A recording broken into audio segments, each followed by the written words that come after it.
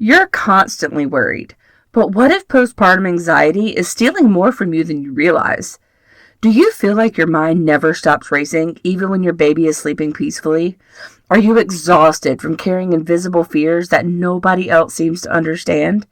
And what if finding a calmer day doesn't start with eliminating every anxious thought, but with learning how to live alongside them differently? In this episode, we're talking about postpartum anxiety, the kind that keeps you awake at night, convinces you that danger is around every corner, and leaves you feeling completely drained.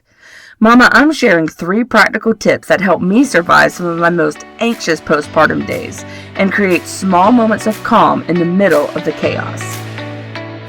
Do you want practical steps to rein in the overwhelm and start feeling like yourself again, but struggle with feeling hopeless, unsupported, and misunderstood? If so, you're in the right place. Hi, I'm Stephanie, wife, mom of 4, and a 2-time acute postpartum depression survivor. I learned the secrets of how to overcome the feeling of drowning and fully thrive as a new mom through life-giving hope and support. If you're ready for validation, encouragement, and those easy practical tips, then take a deep breath in, exhale, and we'll take the first steps together. Here we go. Did you know that I have a free community of mamas just like you? New moms who are struggling to survive, much less thrive, and are looking for hope, encouragement, and validation. We share life together. There's a short weekly devotion, encouraging quotes, and so much more. There are even chances to win free coffee and prizes. Come join us at bit.ly/PPD support group. One of the hardest things about postpartum anxiety is that from the outside, you can look completely fine. People saw me taking care of my baby. They saw me making meals, answering questions, and showing up where I needed to be. What they didn't see was the war happening inside my mind. During my first experience with postpartum depression and anxiety, my thoughts never seemed to stop moving.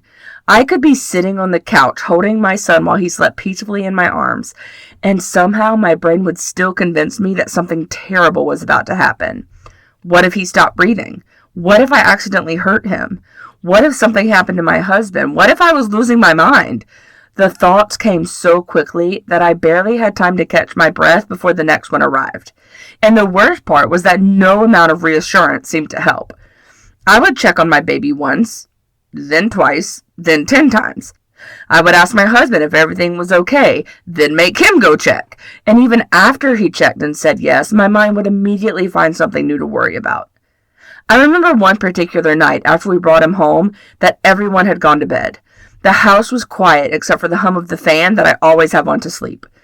I should have been sleeping. I desperately needed sleep. But instead, I sat on the floor in my son's room, staring at his chest to make sure he was still breathing. I don't even know how long I sat there. 30 minutes, an hour, maybe longer. I just remember feeling completely trapped by my thoughts, trapped by my fear, trapped by the overwhelming responsibility of keeping this tiny human alive. I had successfully done so twice before, but this time the thoughts were endless. As the sun started coming up, I had a realization that scared me. Even if every single thing around me was okay, my mind no longer knew how to believe it. That's what postpartum anxiety can do. It can convince you that peace is dangerous, that relaxing means letting your guard down, that if you stop worrying, something bad will happen. But over time, I learned something important. Constant anxiety wasn't protecting me, it was exhausting me. And while I couldn't simply switch it off, there were small things I could do to help my body and mind find moments of calm again.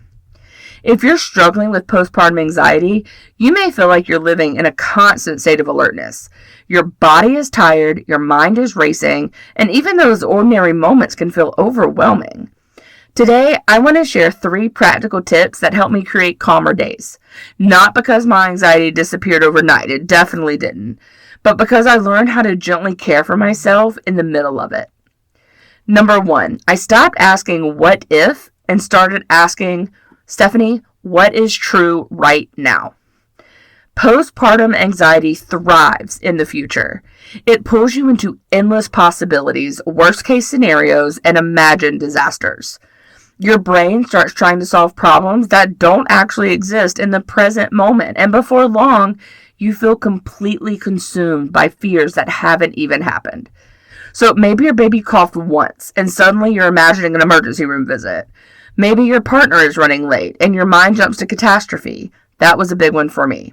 Maybe you replay every decision you made that day, wondering if you somehow messed everything up. The anxiety feels real because your body responds as though the danger is happening now. Here's what can help. Pause and ask yourself, what is true in this moment? Here's what's true. My baby is asleep. I am sitting safely on my couch. My partner is on their way home. I do not have evidence that my fear is happening right now. This will not erase your anxiety, but it can gently pull you back into the present. Number 2, calm your body before you try to calm your own thoughts. One mistake I made during postpartum anxiety was assuming that if I could just think differently, I would feel better. But anxiety doesn't only live in your thoughts, it lives in your physical body too. Your heart races, your muscles tense, your breathing changes, your nervous system shifts into survival mode. Trying to reason your way out of anxiety while your body feels unsafe is incredibly difficult. Maybe you've spent hours scrolling online looking for reassurance. That's never a great place to go for that. Maybe you've replayed the same fear over and over, trying to think your way to peace, and yet you still feel anxious.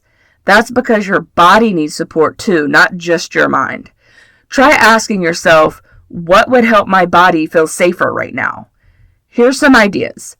Maybe it's stopping and stepping outside for fresh air, hopping in the shower, drinking a glass of cold water, standing up and doing some stretching, sitting in silence in a different chair for 5 minutes, taking a slow walk around the block if possible, or even the act of physically opening your Bible and saying a quick prayer.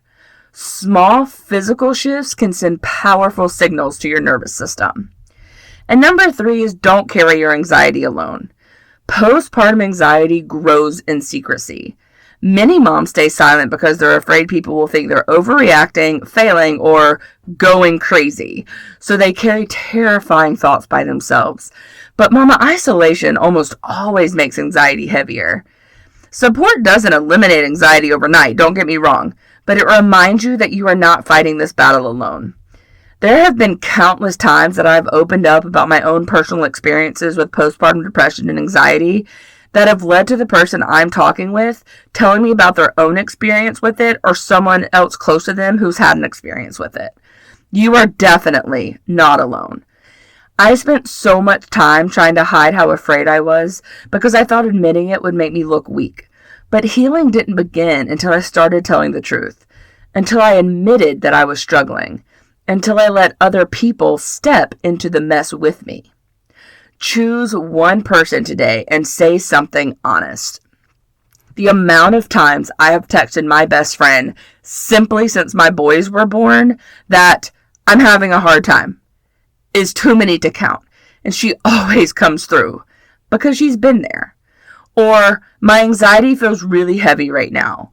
Or I need someone to sit with me. Sadly, my best friends live in Connecticut, so I don't get that here. But now that I'm more rooted in Houston, I feel like I actually have some girlfriends that I could text that to, even today, who would drop things and come sit with me. Maybe a house full of kids running around, but I would be safe. You do not need to explain everything perfectly. You just need to let someone in. Let's recap. Postpartum anxiety pulls you into fears about the future. Ask yourself what is true right now. Calm your physical body, not just your thoughts. Stop carrying your anxiety in silence. And small moments of support and grounding can make hard days feel lighter. If postpartum anxiety has left you feeling exhausted, on edge, and afraid to let your guard down, hear this. You are not weak. You are definitely not failing. And you are not the only mom lying awake at night, replaying every possibility and wondering why your brain won't rest. I know how consuming that fear can feel, but I also know that calmer days are possible and calmer days are in your future too. Not perfect days, not anxiety-free days, but days where you laugh again, really laugh, that deep belly laugh. Days where your shoulders truly let go of the tension and relax. Days where peace slowly begins to return, even amongst the chaos of the kids running around. Mama, there is hope, and I am living proof of that. Don't forget to come join us in our private Facebook group at bit.ly/PPD support group. If this episode is triggering for you and you feel you need additional help to process your thoughts or feelings, please call or text the Postpartum Support International Hotline at 1-800-944-4773 or visit them online at postpartum.net. Hi, I hope you enjoyed today's episode of my mom's show. If so, would you take 30 seconds and share it with a mom friend who may be struggling to feel like herself and is in need of some encouragement today? Also, please leave a quick review for the show on Apple Podcasts. It blesses my mom's heart to know this podcast is helping you. Okay, time to go change a diaper and do the school run. I'll meet you back in a few days for another episode. Take care.